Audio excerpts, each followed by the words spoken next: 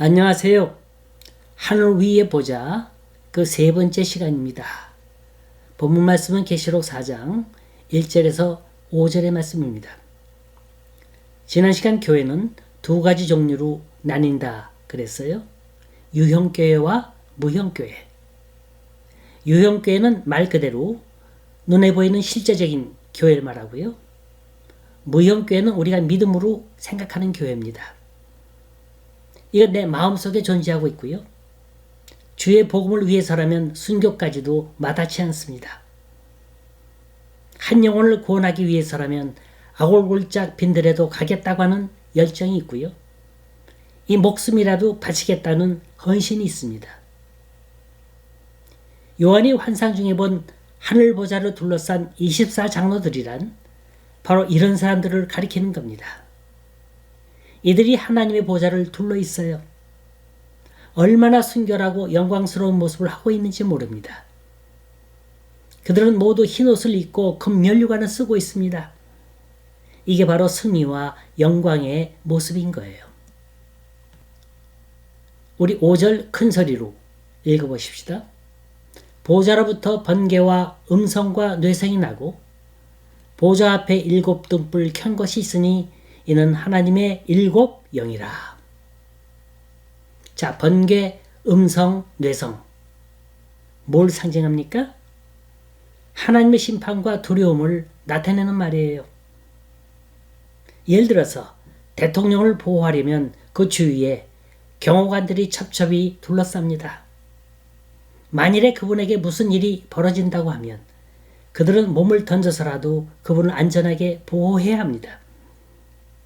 필요에 따라 총을 쏘기도 하고 헬리콥터를 동원하기도 하고 경우에 따라서는 전투 비행기도 동원해야 합니다. 감히 접근할 수 없는 곳, 절대 안전한 곳에 있는 분이 바로 그분입니다. 여기 보면 하나님의 보좌 앞에서 번개와 음성과 뇌성이 납니다. 이건 하나님의 위엄을 나타내는 거예요. 감히 죄인들의 접근을 막는 거룩하심을 나타내는 겁니다.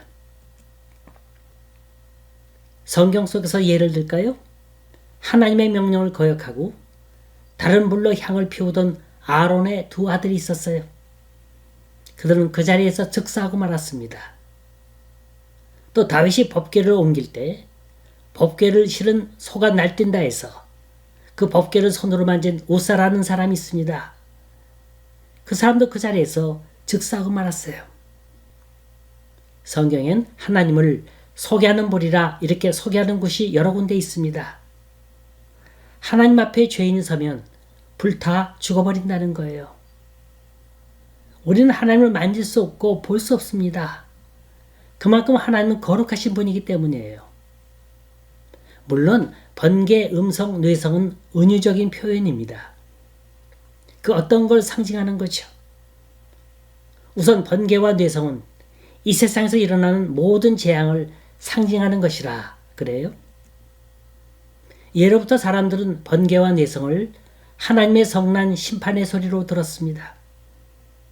실제로 하늘에서 번쩍하고 오르릉쿵땅 하면 모두가 놀래요. 쉬운 예로 벼락 맞아 죽었다 그러죠? 이건 좋은 뜻이 아닙니다. 얼마나 세상에서 나쁜 짓 하고 못되게 굴었으면 저 사람 벼락 맞아 죽을 사람이라 그럽니까? 이 말은 하나님의 저주를 받을 사람이란 뜻이에요. 심판을 모면할 사람들입니다. 바다에서 해일이 일어나 세상을 삼키고 지진이 일어나서 땅이 갈라지고 화산이 폭발하는 자연재해가 지금 지구 위에서 일어나고 있습니다. 폭동이 일어나고 내란이 일어나고 나라와 나라끼리 전쟁이 일어납니다. 이게 무슨 징조라고요? 우리는 말세라 그럽니다. 주님 오실 때가 가까웠다는 거예요. 우리 믿는 자들은 이때 무슨 소리를 듣습니까?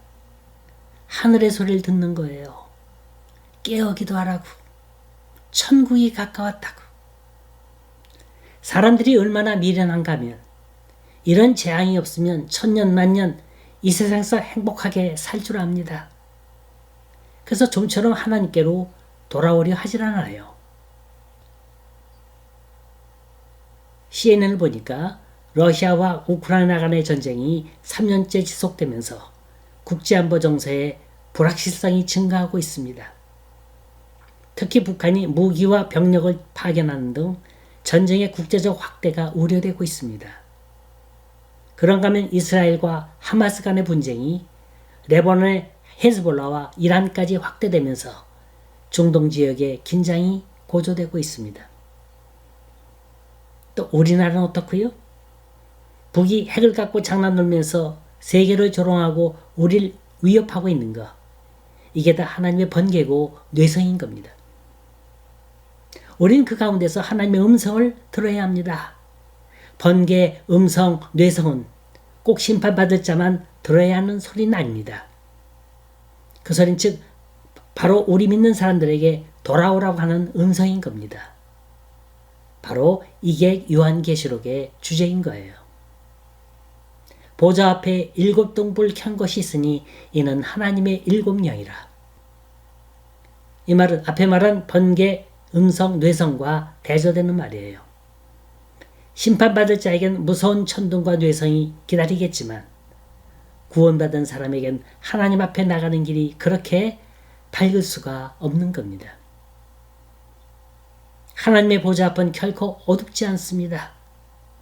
슬기로운 5처녀의 비유를 보면 이들은 신랑을 맞이하기 위해서 등불을 준비하고 기름을 준비하고 있었어요. 이 등불과 기름이란 바로 성령을 말합니다. 마찬가지로 여기 기록된 하나님의 7 영이라 함도 성령을 말하는 거예요. 항상 준비하고 있어야 돼요.